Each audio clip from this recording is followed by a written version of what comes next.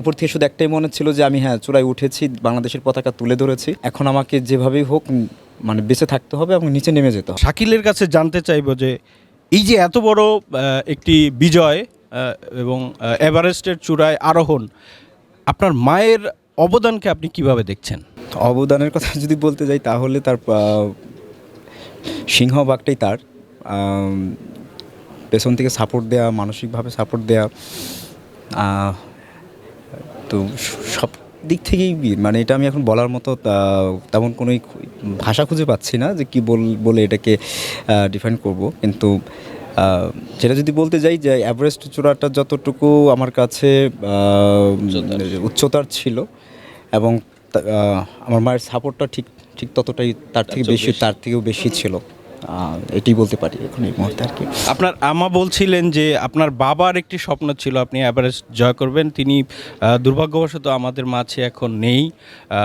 তো বাবার উদ্দেশ্যে আপনি কি বলতে চাচ্ছেন?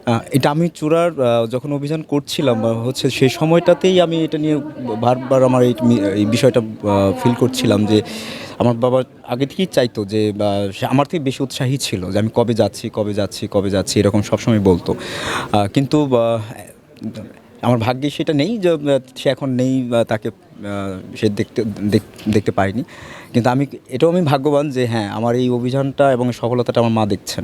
এভারেস্টের চূড়ায় ওঠার পরে প্রথম অনুভূতিটি আপনার কী ছিল? প্রথম অনুভূতিটার কথা যদি বলি তখন আমি কোনো অনুভূতি খুঁজে পাইনি সে সময়টাতে। আমি পুরোটাই নির্বাক ছিলাম, কারণ বেশ কিছু বিষয় ছিল তখন প্রতিকূলতার আমার সামনে দাঁড়িয়েছিল, যেগুলো নিয়ে ভাবতে গিয়ে আর আমি সেটা অনুভব করাটাকে যে করব সেই সুযোগটা ছিল না, কারণ আমি বেশি সময় থাকতে পারিনি উপরে, প্রচণ্ড ওয়েদার খারাপ ছিল।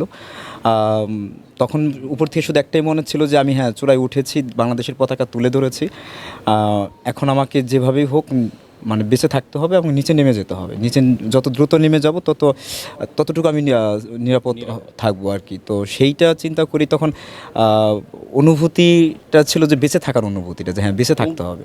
এভারেস্টের চূড়ায় বাংলাদেশের পতাকা যখন তুলে ধরলেন, হ্যাঁ সেই সময় তুলে ধরার পরেই আমি বেশি মানে সেই জায়গায় ছিলাম 5 থেকে 6 মিনিট কি 10, ম্যাক্সিমাম 10 মিনিটের মতো ছিলাম, এর বেশি আর থাকতে পারিনি উপরে।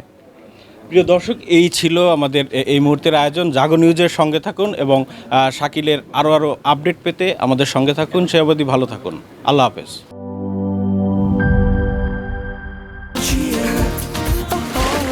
চিল হবে রিফ্রেশিং মুডে।